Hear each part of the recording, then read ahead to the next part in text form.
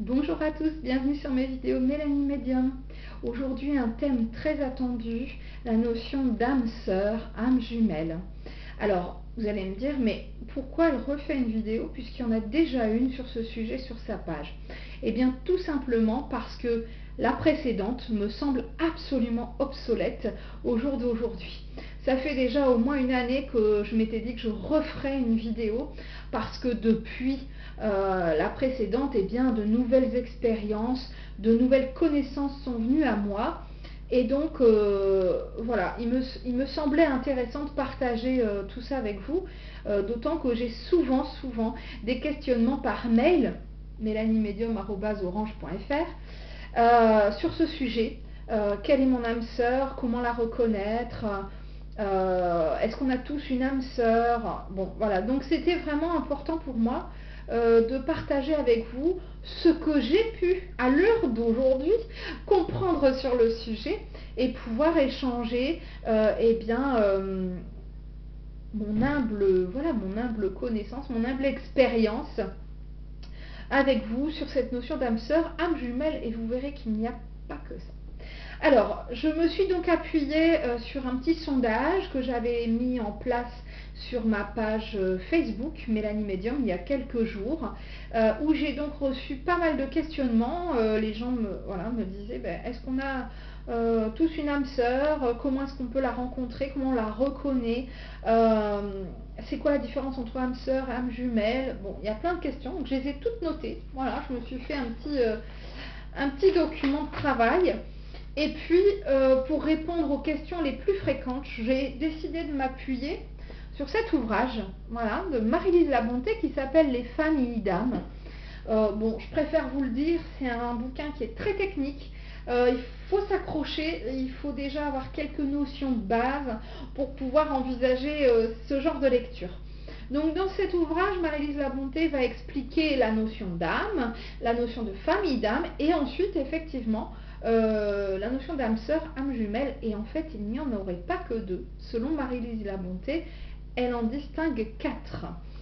Alors, je ne sais pas si on peut parler de niveau, mais enfin voilà, elle les met dans un certain ordre que je vais respecter, parce que au vu de mes expériences, au vu de ma compréhension des choses à l'heure d'aujourd'hui, effectivement c'est dans cet ordre-là aussi que je les perçois. Alors je le rappelle dès le début de la vidéo, mais pour toutes mes vidéos, il s'agit vraiment d'un point de vue qui m'est personnel, subjectif, que j'ai envie de partager avec vous, alors qui s'appuie bien sûr sur des théories, et puis sur des choses que j'ai lues, que j'ai entendues, mais aussi sur des choses que j'ai vécues, pour moi personnellement, mais aussi à travers de mes séances, alors de contact défunt, ou de travail sur les vies antérieures, les liens karmiques, par rapport à des rencontres, etc. Donc c'est tout ça qui fait qu'à l'heure d'aujourd'hui, eh bien, j'ai encore avancé, j'ai encore évolué, fort heureusement, et tous les jours. Depuis donc cette précédente vidéo sur les âmes sœurs, âmes jumelles, que j'ai dû faire en 2015 ou 2016, et donc qui à terme sera supprimée de ma chaîne YouTube, parce que c'est vraiment celle-ci qui, à l'heure d'aujourd'hui, prévaut pour moi et me semble la plus juste, en tout cas selon les connaissances que j'en ai à l'heure d'aujourd'hui. Alors je reprends donc un petit explicatif un peu technique, mais qui va vous permettre de mieux comprendre les choses et de mieux aborder les thématiques suivantes qui m'ont donc été posées sur ma page Facebook. Alors déjà, donc je vous le rappelle, Marie-Lise Labonté, qui a écrit ce bouquin, Les familles d'âmes, parle de 4 types d'âmes sœurs, pas seulement. Donc elle parle des âmes sœurs, elle parle des âmes jumelles ou flammes jumelles, on entend aussi souvent cette expression. Elle parle aussi des âmes doubles et des âmes sœurs primordiales. Alors j'ai pris mes petites notes aussi pour ne rien oublier. Je vais donc les reprendre dans l'ordre et vous expliquer. J'espère que je serai suffisamment claire. Je vais essayer vraiment d'avoir un langage très simple, le plus simple possible, le plus abordable possible, pour que ça soit lisible pour vous. Alors déjà, donc cette notion d'âme sœur qui est vulgarisée, parce que quand on parle d'âme sœur, souvent on parle déjà d'amour. d'amour, comment dire, conjoint, marital. Donc, as-tu trouvé ton âme sœur, c'est as-tu trouvé ton chéri ou ta chérie, hein. En gros, hein, je schématise, mais souvent quand on pose cette question-là, ou quand on dit ça y est, j'ai trouvé mon âme sœur, on va parler d'un conjoint ou d'une conjointe. En réalité, c'est pas tout à fait ça. Donc, ce terme qui a été vulgarisé ne reflète pas la réalité des choses. Je suis désolée de vous décevoir si c'est le cas. Mais bon, voilà. Je vais vous expliquer et je pense que vous allez beaucoup mieux comprendre.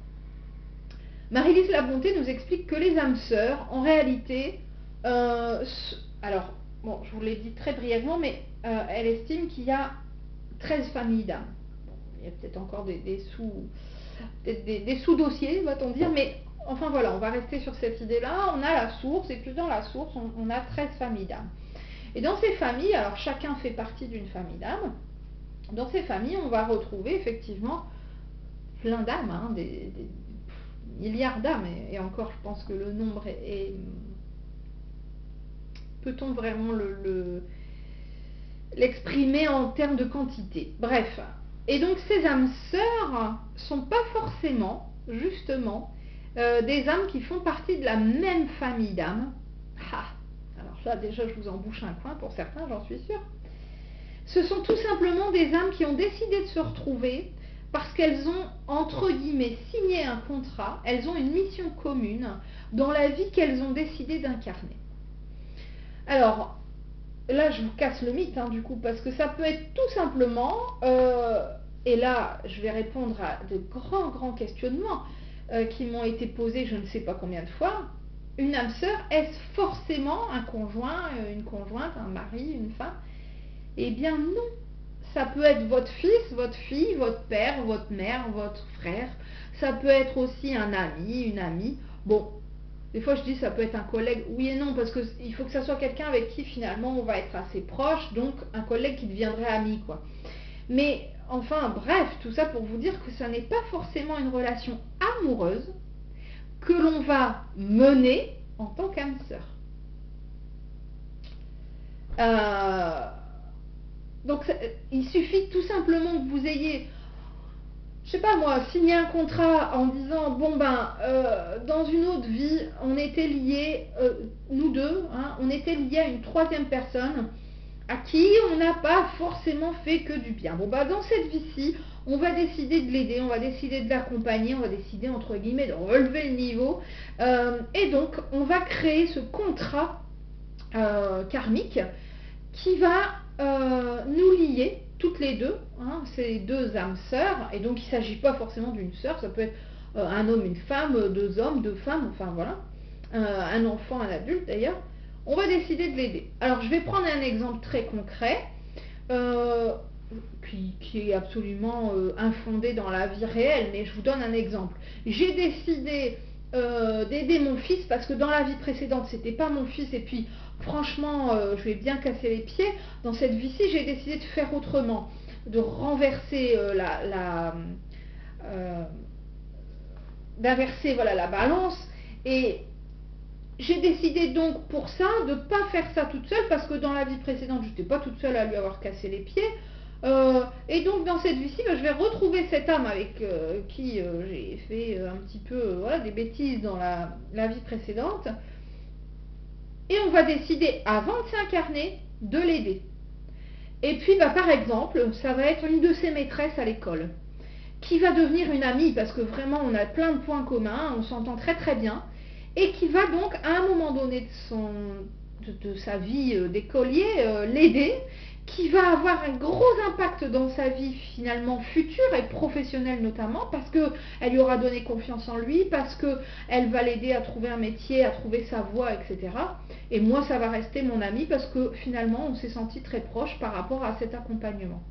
Dans cette vie-ci, on n'en a pas forcément conscience, on ne sait pas forcément quelle dette karmique on a à venir résoudre, à venir un petit peu voilà, contrebalancer.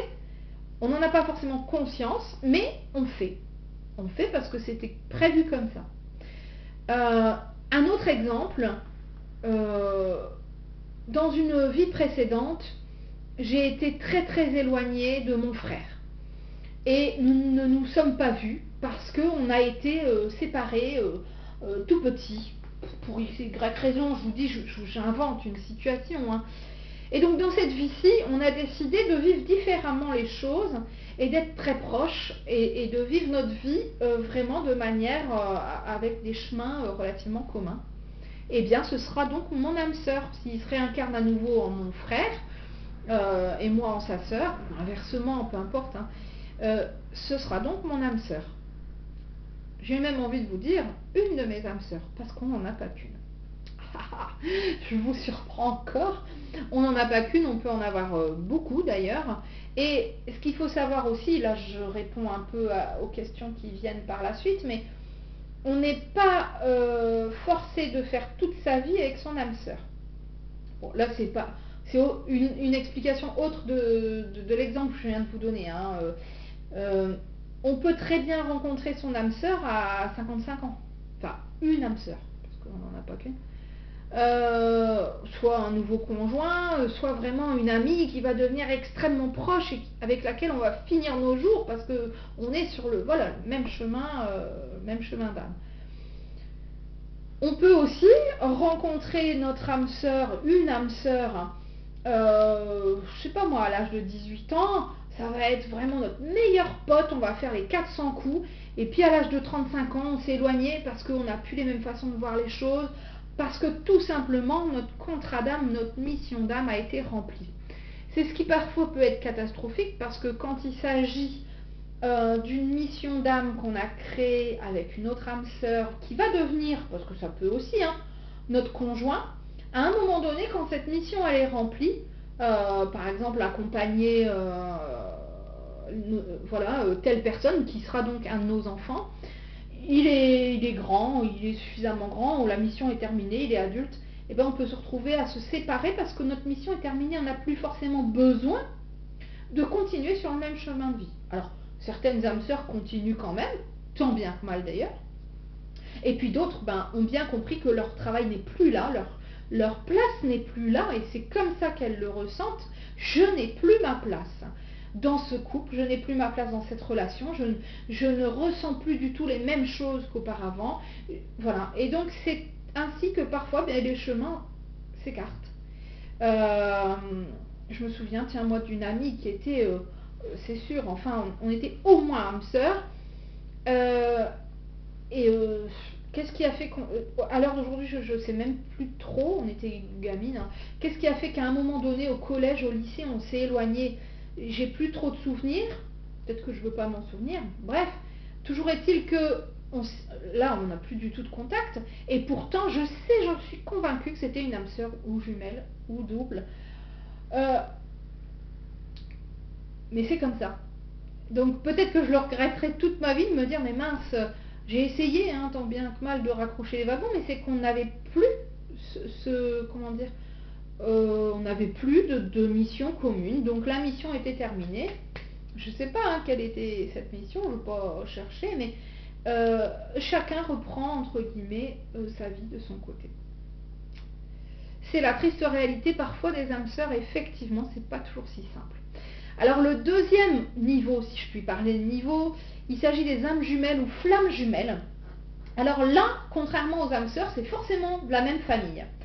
Alors elles ne sont pas jumelles comme le terme l'indique, c'est-à-dire qu'elles ne sont pas nées, parce que bon, des âmes ne naissent pas, c'est pas tout à fait comme ça, mais enfin bon, en même temps, voilà, c'est pas ça. Mais ce qui fait qu'elles sont jumelles, c'est qu'elles sont très proches, elles sont très complémentaires. Alors on va retrouver des âmes jumelles de la même manière, sous forme d'amis, sous forme de frères et sœurs, sous forme de jumeaux parfois, je vais y revenir, sous forme de conjoints. Alors, des jumeaux sont-ils des flammes jumelles? Ben non, pas forcément. J'en ai un exemple très concret et proche de moi, de deux jumelles qui ne sont pas des flammes jumelles.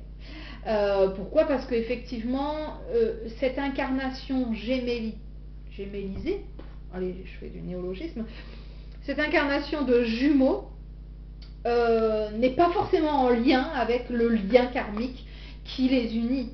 Donc on peut avoir deux âmes qui s'incarnent en même temps, dans le même corps, parfois même dans le même œuf, mais qui ne sont pas pour autant systématiquement des âmes jumelles.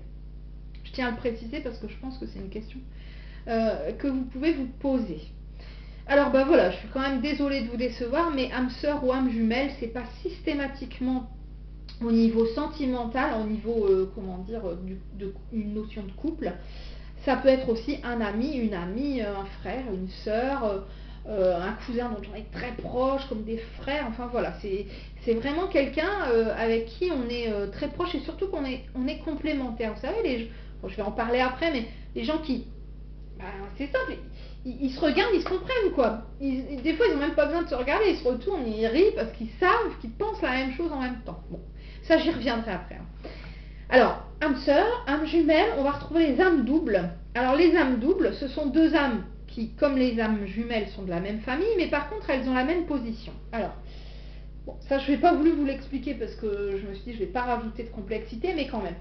Dans chaque famille d'âmes, je vous ai dit, Marie-Lise Labonté estime qu'il y en aurait 13. Dans chaque famille, il y a des petites couches. Donc on a le noyau, voilà, et puis on a 4 comme ça. Et donc c'est ce qu'on appelle des positions. Soit on est au centre ou de manière plus élargie dans la famille d'âmes. Donc ces âmes doubles, non seulement elles font partie de la même famille, mais elles font partie aussi de la même position. Hein. On a remarqué qu'elles ont le même taux vibratoire, et par contre, elles sont yin et yang. Alors là, là on peut vraiment parler de complémentarité. Elles vont venir absolument s'imbriquer, se compléter. Ce qu'a l'une, l'autre ne l'a pas, et ils vont venir comme ça vraiment se compléter. C'est vraiment le terme exact. Alors initialement, il s'agit de deux âmes qui sont devenues une, elles se sont collées comme ça, hein. Là on pourrait dire qu'elles sont devenues un peu jumelles, et puis quand elles se sont incarnées, elles se sont dédoublées. Hein. Mais quand elles se retrouvent donc sur Terre, ces âmes doubles, elles sont vraiment complémentaires. L'une sait faire ce que l'autre ne sait pas faire, l'une comprend ce que l'autre ne comprend pas, et donc elles sont vraiment, voilà, c'est deux en un quoi, voilà. Alors c'est pas forcément simple, hein. Ça pourrait paraître magnifique, comme ça on se dit « Oh ben oui, moi c'est ce qui m'arrive, et avec mon mari on est très complémentaires et ça va très bien comme ça. » Tant mieux. Si ces deux âmes doubles arrivent à trouver, parce que quand on arrive sur Terre, c'est beaucoup moins simple, hein, avec cet ego, le mental, tout ce qu'on va nous apprendre, comment on va nous l'apprendre, les valeurs, le matérialisme, etc. Enfin bref, ça complique les choses. Et donc ces deux âmes peuvent se retrouver soit effectivement en osmose et en équilibre, puisqu'elles ont chacune ce que l'autre n'a pas. Soit au contraire, elles peuvent se retrouver en perpétuelle, difficulté, parce qu'elles vont s'entrechoquer sans cesse. Elles ne vont pas se comprendre. Et pourtant, elles sont attirées l'une vers l'autre, puisqu'initialement, elles ne faisaient qu'une.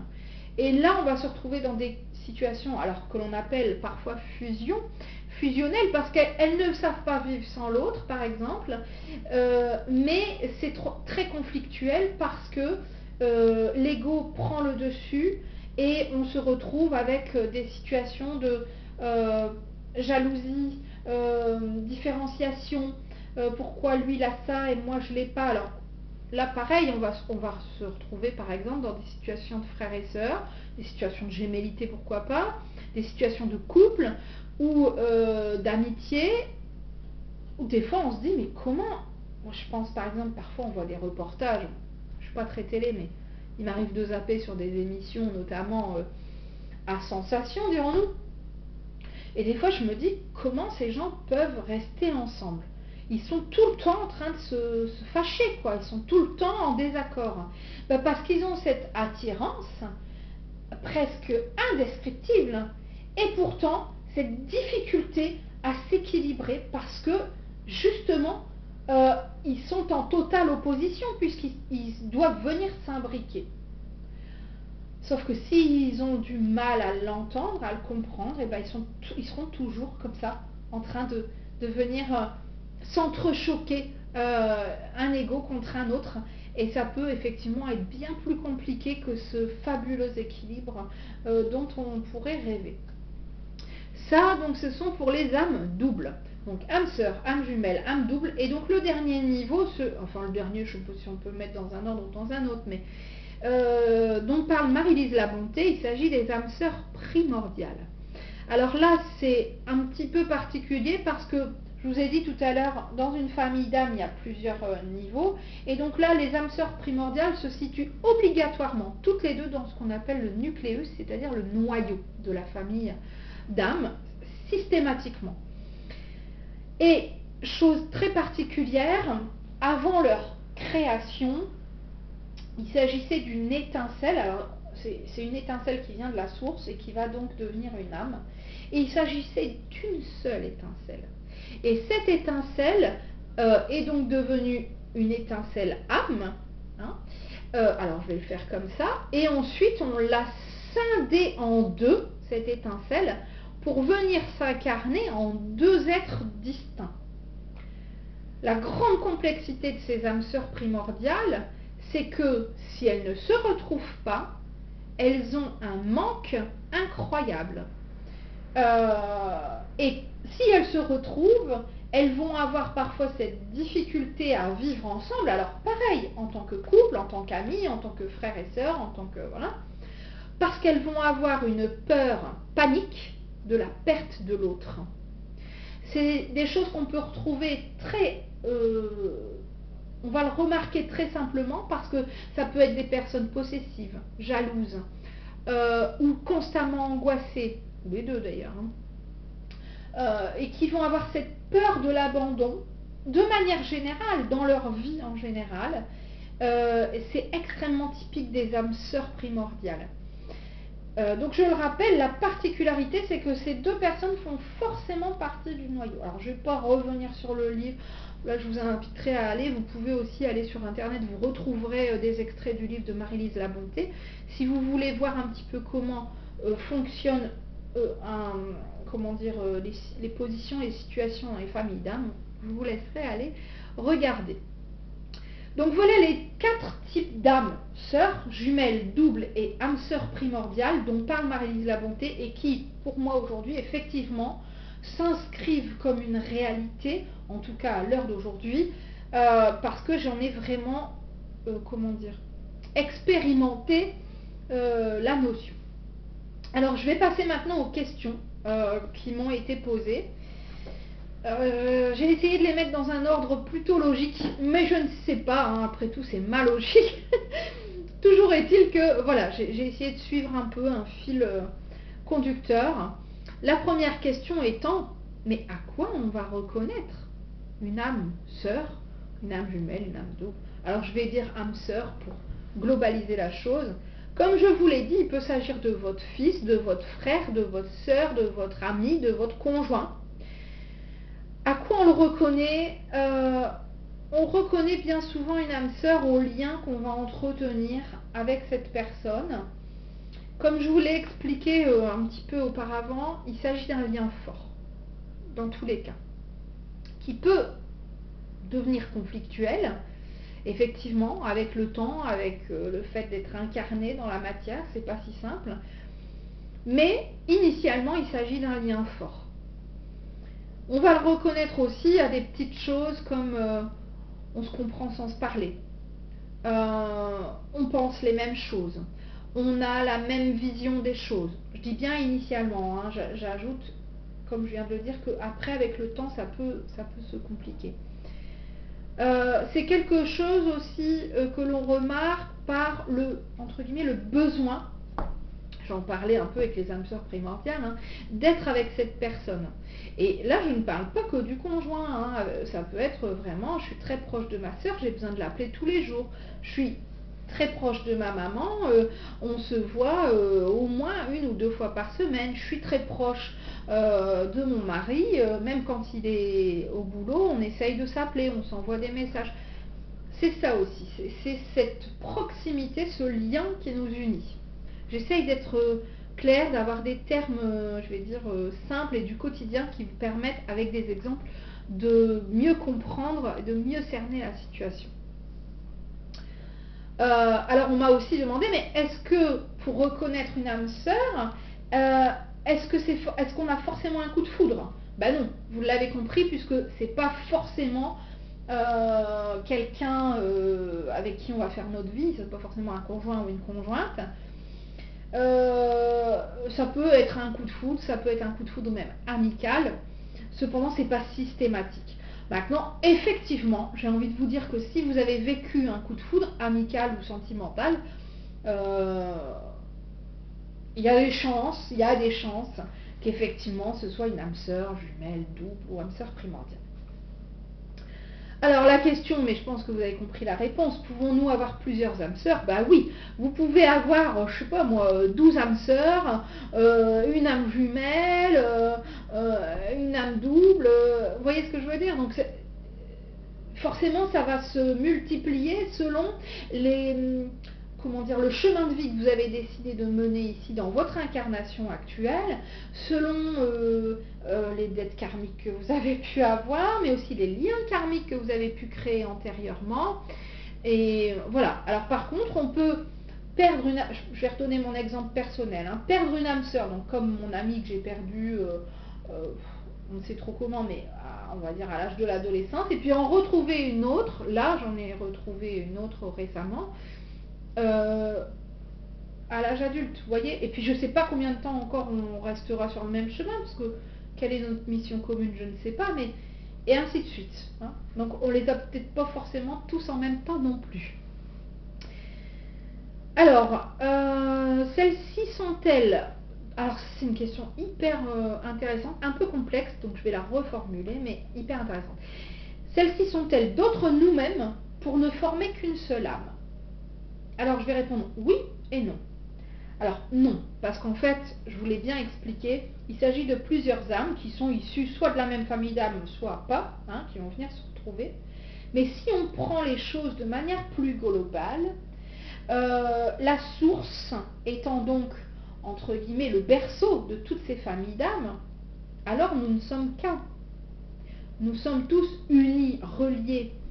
Donc finalement, effectivement, est-ce que toutes ces âmes, sœurs, complémentaires, doubles, jumelles, ne sont pas finalement des doubles de nous-mêmes, plus ou moins, hein, en tout cas des petites parties de cette flamme unité que nous avons décidé d'incarner pour venir nous aider, nous faire comprendre des choses. Bon, là, je ne veux pas vous perdre, donc je vais m'arrêter là, mais effectivement, certains se posent cette question en se disant, est-ce que finalement nous ne sommes pas tous qu'une seule âme?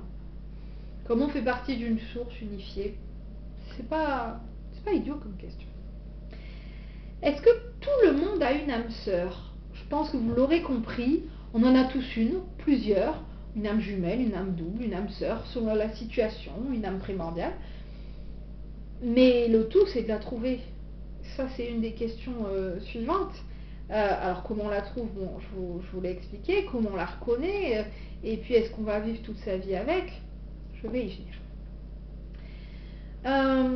Une âme sœur peut-elle survivre après le décès de son âme sœur? Alors, bon, je vous l'ai expliqué, là, c'est peut-être pas tout à fait des âmes sœurs dont on parle, plus des flammes jumelles ou doubles, voire primordiales. Alors, je pense notamment aux âmes sœurs primordiales qui initialement sont une seule flamme qui a été divisée en deux. Ça, c'est compliqué. Alors, je vous le dis d'autant plus que c'est mon cas. Alors, comment je le sais? Parce que mes guides me l'ont montré. Ils m'ont montré ma préincarnation, ma conception, la grossesse de ma maman, ma naissance, etc. Et donc, ils m'ont expliqué, ils m'ont montré aussi cette notion d'âme sœur primordiale. Moi, j'ai eu cette sensation de déchirure, mais vraiment, hein, dans mes tripes, dans mon corps, dans mon âme, ça a été horrible. D'ailleurs, on disait toujours de moi que j'étais une enfant sage. Ma mère arrêtait pas de répéter ça. Oh, elle le dit toujours. Oh là là, Mélanie, mais qu'est-ce qu'elle était sage, toujours un bébé très calme. Et en fait, mes guides m'ont montré que je n'étais pas sage. J'étais dépressive. Donc je dormais effectivement tout le temps. Parce que je ne voulais pas me confronter au monde extérieur, puisqu'on m'avait arraché à une partie de moi-même. Et donc, tout ce que je voulais, c'était remonter de l'autre côté le retrouver, la retrouver, cette partie de moi-même. Et donc ça a été une période de ma naissance plutôt compliquée. Quoi que puissent en penser effectivement mes parents. Mais voilà, ça c'est une info que j'ai eue récemment. Donc effectivement, perdre une âme sœur jumelle double ou primordiale, ça peut vraiment être ressenti telle une déchirure absolument insurmontable. Alors, ici, dans ce très bel ouvrage de Carole Vaquette-Touré, Le plus beau cadeau qu'il m'ait fait, aux éditions Bussière, Carole en parle parce qu'elle explique justement qu'elle a rencontré, elle parle même de renaissance. Elle est née en 83, elle parle en 2003 d'une renaissance parce qu'elle a fait la rencontre bien, de ce qu'elle appelle son âme sœur, son âme jumelle. Elle le décrit très très bien, et effectivement c'est absolument ça. On se comprend sans se parler, on est sur la même longueur d'onde, on se dispute très peu, enfin voilà. Donc elle l'explique très très bien, elle l'illustre très bien. Et bien malheureusement, quelques années plus tard, son conjoint décède brutalement. Et là, effectivement, elle ressent cette déchirure, ce besoin d'aller le rejoindre, hein, et voilà, de faire fi de tout ce qu'elle peut vivre sur Terre. Et ce livre illustre très bien que effectivement c'est très complexe de survivre au décès d'une âme sœur jumelle ou double. Cependant, Carole l'a finalement très bien fait parce qu'elle a compris que le décès de cette personne n'était finalement qu'un tremplin pour elle, notamment pour son éveil. Et donc c'est comme ça finalement qu'elle a fini, au bout de quelques années, par vivre les choses. Parce qu'elle avait aussi une petite ouverture sur l'au-delà, je pense que ça l'a beaucoup aidée. Mais voilà, j'ai pas de réponse tranchée. Peut-on survivre après le décès de son âme sœur? Oui ou non. Effectivement, c'est compliqué comme tout deuil, peut-être encore plus compliqué effectivement lorsqu'on se retrouve avec une situation de complémentarité, de gémellité entre guillemets, ces âmes étincelles. Maintenant, quand on a décidé d'appréhender les choses autrement, et quand on a compris que finalement on s'incarne pour une certaine mission, que si la nôtre est finie, ben, âme sœur ou pas, on repart. Je pense qu'on peut effectivement envisager les choses différemment et donc faire du décès une expérience de vie moins douloureuse.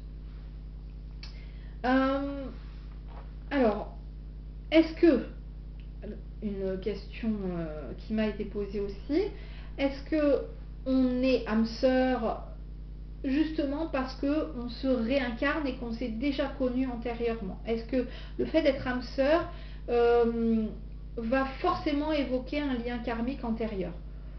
Non, pas forcément, mais dans la plupart des cas, oui, parce que finalement on a avancé. Bon, après, la réincarnation, ça c'est pareil, je ferai une vidéo là-dessus, hein, j'y reviendrai sur cette notion de réincarnation.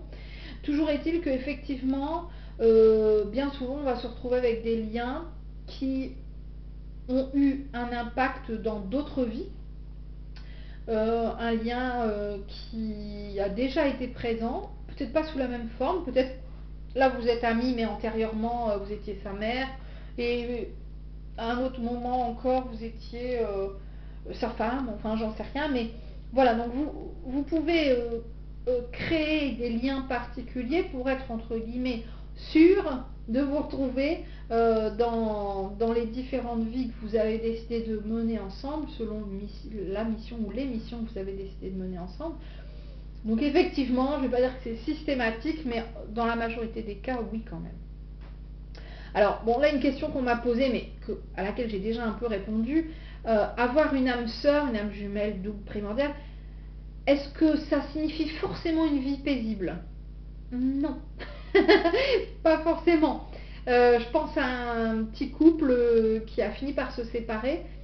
C'est toujours très compliqué parce que ces deux personnes s'aiment toujours. L'un et l'autre le sait, mais ils ne peuvent plus, ils ne savent plus vivre ensemble. Et là, c'est compliqué parce que du coup, il va falloir décider de soi-même d'avancer, de passer à autre chose, de recréer un nouveau lien avec quelqu'un d'autre. Et c'est pas simple parce que justement, la vie conjointe, notamment, hein, d'âme sœur, jumelle, double ou primordiale, eh bien, n'est pas forcément rose tous les jours. Pour certains, ça l'est. Je pense à Carole qui le décrit très bien dans son bouquin. Et pour d'autres, ça l'est pendant un moment et puis après ça devient beaucoup plus compliqué. Et puis pour d'autres c'est compliqué dès le début, j'en parlais tout à l'heure.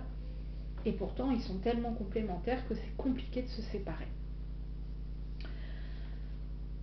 Question suivante, peut-on vivre sans âme sœur? Non.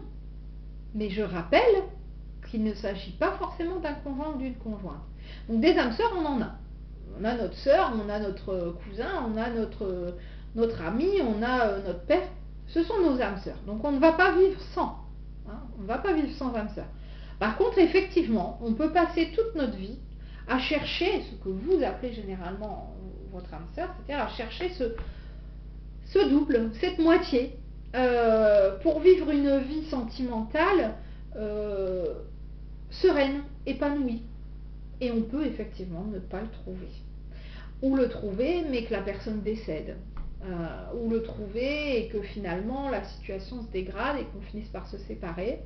Parce que je vous l'ai expliqué, c'est pas si simple que ça. Hein. On peut aussi être incarné sur 2 continents différents. Et là, c'est le drame. Parce que, alors, on peut se retrouver.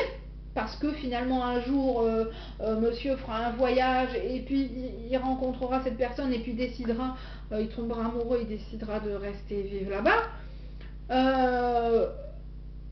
Ou bien on peut eh bien, ne jamais se retrouver, ou que les conditions de nos vies respectives fassent qu'on pense que ça n'est pas possible de créer une réelle vie ensemble. Et donc là, du coup, on se retrouve avec Roméo et Juliette, alors bon, pas sur des continents différents, mais qui vont choisir la mort plutôt que de vivre une vie sans leur âme sœur double jumelle. Et donc cette notion de manque parfois effectivement est tellement présente, cette notion de j'ai 37 ans et j'ai toujours pas trouvé la personne avec laquelle j'arrive à me stabiliser dans la vie, qui m'apporte ce dont j'ai besoin, que je préfère m'en aller, effectivement ça arrive. Ou alors je pensais l'avoir trouvée, je l'ai perdue, je ne peux pas vivre sans elle, retour à l'envoyeur. Effectivement, parfois c'est un choix de l'âme que de penser qu'elle ne peut pas supporter cette séparation. Peut-on avoir une relation karmique avec quelqu'un qui n'est pas une âme sœur? Oui, tout à fait. Vous pouvez créer un nouveau lien karmique avec quelqu'un qui initialement n'est pas votre âme sœur ou jumelle ou double sans aucun problème, effectivement. Effectivement. Alors là, c'est une question un petit peu particulière, mais ô combien intéressante. Une âme sœur pourrait-elle être un animal? Alors là, moi je vais vous répondre direct, oui, je le sais, je le vis ici chez moi, donc avec l'une de nos chattes. Qui est de toute façon, c'est sûr, une âme sœur ou autre de mon mari, on le sait, d'ailleurs on a fait faire une recherche là-dessus et effectivement c'est le cas. Le tout c'est de se dire, de bien comprendre cette chose-là. Et ça n'appartient qu'à moi, je me suis déjà bien fait insulter à ce sujet plusieurs fois. Chacun est libre de croire ou pas à ce que je raconte. Moi j'y crois, j'en suis convaincue et persuadée depuis le début. Je ne suis pas la seule, ça me rassure quand même. Néanmoins, effectivement, j'entends absolument tout à fait que ça puisse être compliqué à concevoir. Souvent, on dit qu'on évolue dans ce sens-là, c'est-à-dire on va du cycle minéral, les pierres, au cycle végétal, les arbres, les plantes, ensuite au cycle animal, hein, les animaux, et ensuite au cycle humain. Ça, c'est ce que... je ne vais pas dire la plupart, mais enfin, allez, la moitié, allez, je vais trancher en deux, la moitié des théoriciens en médiumnité, ésotérique, physique quantique, tout ce qu'on veut, pensent. Voilà. Donc, il s'agit d'une théorie évolutionniste, et donc pour mettre l'homme en haut de la courbe.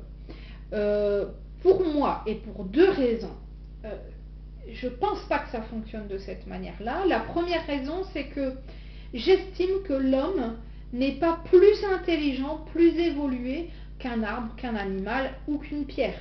Excusez-moi, mais quand moi je porte un cristal de roche, une améthyste, et que je vois, waouh, l'énergie qu'elle dégage, est-ce qu'elle est plus ou moins, je parlais d'intelligence, mais intelligente que moi, j'en suis pas sûre. Quand je me suis retrouvée avec, et là ça peut vous surprendre, mais un arbre en pleine forêt qui a commencé à me faire, entre guillemets, une leçon de morale, oui, je communique avec les arbres depuis quelques années maintenant, je me suis trouvée un peu bête. Et là je me suis dit, oui, alors comme ça, il paye pas de mine, mais il y en a là-dedans. Les animaux, à mon avis, c'est pareil. Si vous voulez, vous pouvez regarder un film qui est sorti, je crois, l'année dernière ou l'année d'avant, Mes vies de chiens, et qui parle des réincarnations des animaux, et puis qui les font parler, etc. Et c'est un très beau film d'ailleurs, qui vous tirera très probablement une larme à l'œil, et qui vous expliquera justement le pourquoi du comment, pourquoi les animaux s'incarnent, et en grande partie c'est pour nous accompagner, nous aider. Pour moi, entre guillemets, on est sur le même, tous un peu sur le même niveau, il n'y a pas de... Hein, et donc pour moi, hein, on peut se réincarner en pierre, en arbre ou en chat. Je sais que quand je dis ça, ça fait râler, mais pourtant c'est ce que je pense et je ne suis pas la seule à le penser. D'autant plus que, et ça c'est ma deuxième raison, pour moi, à l'heure d'aujourd'hui, le temps n'existant pas de la manière dont on le conçoit, ben c'est très simple. C'est-à-dire que là je suis en 2018 maintenant, et donc je suis une femme incarnée en Europe, dans le nord de la France, ok, d'accord. Sauf que comme pour moi maintenant, hein, de ce que j'ai compris et perçu, ça n'est qu'une, comment dire, une vision des choses, ma vision des choses, ma réalité, un instant T, dans un espace-temps particulier. Du jour où mon âme sera repartie de l'autre côté, rien ne l'empêche de se réincarner au Moyen-Âge en tant que, je sais pas mon cochon, parce que il n'y a pas de avant-après en réalité. Donc je vais m'arrêter là parce que sinon je risque de vous perdre à nouveau. Mais toujours est-il que voilà. Donc pour moi la question, une âme sœur peut-elle être un animal? Oui, mais je pense que pour certains vous aviez la réponse parce que le lien est tellement fort, mais tellement fort parfois avec un animal que c'est impossible qu'il en soit autrement. Donc les deux théories que je viens de vous expliquer, à mon avis, peut-être qu'elles ne sont pas si idiotes que ça. Question suivante, on est sur la fin. Comment savoir si on a trouvé son âme sœur? Ben oui, c'est simple, on le sait. Tout seul, comme un grand, parce qu'on le sent. On le sent, c'est évident, c'est ça, c'est une évidence. Ça coule de source, on s'entend super bien. Il n'y a presque rien qui cloche. Bon, du moins au début. On va dans le même sens en fait, c'est ça, on suit le même chemin. Je parle bien là, pas forcément que du conjoint, hein. Mais voilà, on a rencontré, on a fait une nouvelle connaissance, c'est devenu une amie, un ami, ça coule de source quoi. On peut parler pendant des heures sans s'arrêter, on voit pas le temps passer, enfin, c'est des petites choses qui nous font dire qu'effectivement il s'agit de quelqu'un avec qui ça colle, et donc il s'agit d'une âme sœur, d'une âme jumelle, double ou primordiale, forcément. Pourquoi parfois c'est long de ne pas retrouver cette personne ou ces personnes, parce que je vous l'ai dit, il y en a plusieurs. Et est-ce que certains parfois ne se rencontrent jamais? Bon, j'ai donné un peu la réponse avant. Pourquoi parfois c'est long? Parce que vous avez créé, si vous voulez, un contrat. Bon, vous avez décidé de vous retrouver pour faire telle ou telle chose. Si votre âme n'est pas prête, parce que sur votre chemin, vous avez traîné les pieds, et puis vous avez pris des détours, et bien parfois, effectivement, ça peut être tardif parce que votre âme n'était pas prête à cette rencontre. Vous pouvez rencontrer quelqu'un à 47 ans, parce que avant 47 ans, vous n'aviez pas cette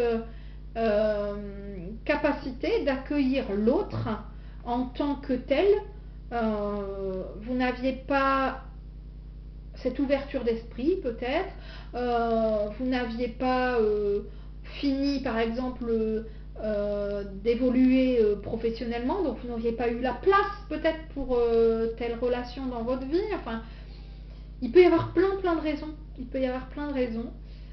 Effectivement, moi aussi, j'ai eu l'impression que c'était long. Enfin, tout est relatif, là aussi. Mais effectivement, bon, je l'ai attendu. Des fois, j'avais l'impression qu'il avait oublié la route. Et là, je parle bien de mon âme sœur conjoint. Hein. Et puis que des fois, je disais, mais purée, vas-y, prends un GPS. Et ce qui a été très rigolo, c'était une expression que je sortais souvent, ça pendant des années. Il a dû oublier son GPS, il a perdu la route. Et quand on s'est rencontrés, il y a déjà de ça un moment, c'était le tout début des GPS d'ailleurs. Et c'est la première personne que j'ai rencontrée qui avait un GPS, chose qui était rare parce que c'était très cher à l'époque. Et là, je me suis dit, bah c'est lui. C'est un petit signe comme ça qui m'a fait dire, ok, c'est lui. Les signes aussi peuvent nous aider à reconnaître notre âme sœur et à savoir si on a trouvé effectivement la bonne personne. Alors la question aussi c'est que bon bah si j'ai du mal à la rencontrer cette personne, est-ce que je peux l'appeler? Est-ce que mon âme peut appeler une autre âme, sœur, jumelle, double, pour pouvoir créer cette alchimie? Oui. Comment faire? Tout simplement, soit, alors je vous invite déjà à faire une petite méditation, relaxation, vous préparez quand même, hein, on va pas faire ça comme ça. Et ensuite, vous allez poser l'intention. Alors, soit, voilà, bon, moi je dis toujours les yeux fermés, parce que comme ça, on est concentré, on est centré sur soi-même, et on ne va pas être déconcentré par le reste, notre environnement. On va fermer les yeux, main jointe ou pas, main sur le cœur, comme vous voulez, allongé, assis, ça n'a pas d'importance. Mais juste vous centrer sur vous, sur votre âme, ouvrir grand votre cœur, et poser cette intention à l'univers. Voilà, je pense avoir suffisamment avancé, je me sens prêt, je me sens prête, j'ai vraiment envie de rencontrer cette âme sœur. Alors là, je pense qu'il s'agissait surtout d'une question de conjointe, hein, en tout cas de compagnon de vie. J'en ai envie, je me sens prêt, je me sens prête, j'ai confiance en la vie, j'ai confiance en l'univers. Mettez sur mon chemin la personne qui me convient. Vous pouvez aussi l'écrire. Et surtout, il faut le faire avec votre cœur. Ne répétez pas mot pour mot ce que je viens de citer, parce que c'est absolument spontané. Soyez vous aussi spontané, et surtout, mettez-y votre intention. N'oubliez jamais que une non-réponse de l'univers est aussi une réponse. Si dans les jours, les semaines, les mois, voire l'année à venir, vous n'avez toujours pas rencontré la personne, c'est qu'il y avait quelque chose encore à travailler. Essayez de trouver quoi. Question suivante, les âmes sœurs se reconnaissent-elles? Est-ce qu'on se reconnaît tous les deux mutuellement, automatiquement? Et est-ce qu'il est possible que l'une des âmes sœurs reconnaisse l'autre et que l'autre ne la reconnaisse pas? Malheureusement, oui. Donc, en répondant à la deuxième, vous avez compris que je réponds aussi à la première. On peut tout à fait, effectivement, se reconnaître. On le sent, on le sait, c'est clair, c'est limpide. Et là, je ne parle pas que des relations sentimentales, je parle aussi des relations amicales, des frères-sœurs. C'est comme ça. Comment dire? C'est interne, on le sait, c'est comme ça. C'est une évidence. Et puis parfois, effectivement, on en est nous convaincus, mais l'autre en face, pas du tout. Il peut s'agir alors, pas forcément d'une âme sœur, mais d'un lien karmique qu'on a pu avoir antérieurement avec une personne, un lien parfois qui pouvait être très fort et qui ne se réitérera pas dans cette vie-ci. Et alors quand l'une des deux âmes en prend conscience, ça peut être effectivement très douloureux. Je pense à quelqu'un qui m'a dit, dans la vie précédente j'étais sa mère, et là j'aimerais bien devenir sa femme, mais lui il ne me calcule pas du tout. C'est très douloureux parce qu'effectivement, on sent ce lien, on sent cet amour inconditionnel qu'une mère aurait pu avoir pour son enfant, que l'on transforme dans cette vie-ci par, ça pourrait très bien être mon conjoint, sauf que si lui, il ne voit pas de cette oreille, de cet œil et de ce cœur, eh ben, c'est fichu, hein, j'ai envie de vous dire, passez votre chemin. Parce que ça ne se réplique pas forcément dans les autres vies que l'on a à vivre, parce qu'on n'a pas forcément le même chemin à tracer. Effectivement, quand l'un s'en rend compte et pas l'autre, ça peut être très douloureux. Dans l'autre cas, quand on se reconnaît tous les deux, alors là, ça peut être formidable et merveilleux. Alors, une dernière question. Ok, bon, j'ai retrouvé mon âme sœur, j'ai compris qui c'était, j'en ai trouvé plusieurs, j'ai compris les liens, tout ça, c'est super. Mais à quoi ça sert? C'est quoi le but, finalement? Parce que, ok, bon, j'ai 42 ans, puis j'ai enfin trouvé la femme de ma vie. Mais bon, ok, mais en fait, bon, c'est bien, je suis heureux, ben, tout ça, c'est génial. Mais est-ce qu'il y a un but particulier? Alors oui, je vous l'ai dit, déjà on a un chemin, bien souvent une mission commune. Il peut s'agir d'une mission envers quelqu'un d'autre, c'est-à-dire on a pour mission d'aider quelqu'un d'autre. Il peut s'agir d'une mission pour nous. On a décidé de travailler chacun sur tel ou tel point. Il peut s'agir d'une mission plus large pour la famille, comme il peut s'agir d'une mission encore plus large, entre guillemets, pour le monde. Je pense notamment aux âmes sœurs primordiales, dont je fais partie. Je le sais que depuis pas longtemps, et du coup, ce sont plein d'autres éléments qui m'ont fait comprendre qu'effectivement, c'était bien cette place-là que j'avais actuellement. Eh bien, on peut se retrouver dans des missions bien plus larges, des missions pour le monde. Alors attention, c'est un bien grand mot. Mais ce que je veux dire, c'est, par exemple, je pense que j'ai été investie, je me suis investie avant de m'incarner, d'une mission d'aide à la compréhension, d'éveil. Alors là, actuellement, ça va toucher, entre guillemets, plusieurs milliers de personnes. Bah, c'est déjà pas mal, hein, j'ai envie de vous dire. Même si je touche pas le monde entier, c'est déjà pas mal. Donc, certaines âmes se sont retrouvées pour travailler à cet éveil, pas seulement personnel, mais aussi humanitaire, mondial. Alors, vous allez me dire, bah, quel rapport entre ça, ce que vous faites, du coup, votre boulot, et puis votre relation avec votre mari? Mon mari est mon moteur.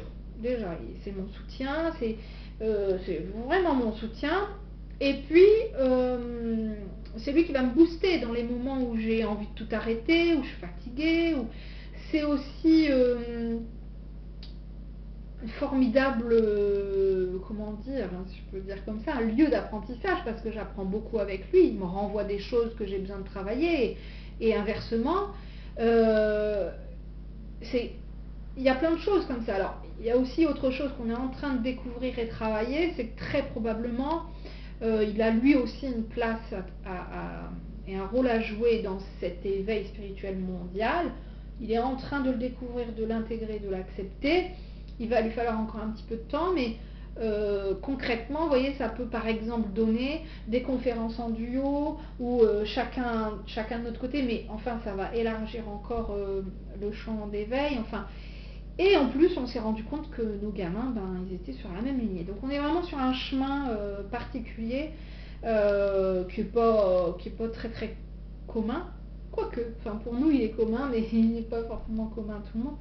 Toujours est-il que effectivement, quand on s'en rend compte et quand on a compris ça, pourquoi on est ensemble, pourquoi on a rencontré tel ami, pourquoi on a tel frère et sœur, pourquoi on a tel parent, pourquoi on a tel conjoint, et qu'on a compris ce qu'on est venu travailler, partager sur Terre, ça aide quand même beaucoup, hein, parce que du coup on va savoir mettre des choses en place et œuvrer dans le sens et dans le but que l'on s'est fixé en pré-incarnation, avant de s'incarner ici sur Terre.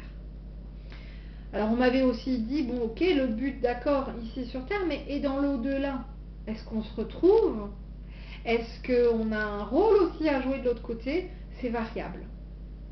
Et ça peut être très perturbant parce que les gens parfois ne comprennent pas que âme sœur sur Terre, ça ne veut pas forcément dire qu'on va se retrouver de l'autre côté, parce qu'on peut avoir des niveaux d'évolution différents, on peut avoir des missions aussi différentes de l'autre côté.